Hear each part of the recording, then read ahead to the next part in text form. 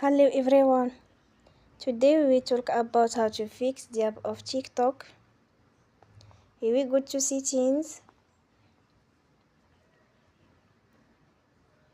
Then we click on apps.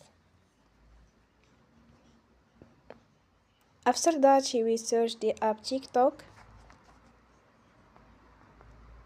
And we click. Then we will on for stop. After that we go to storage. Then we click on clear cache. In the end, turn your phone and you will recharge your phone again.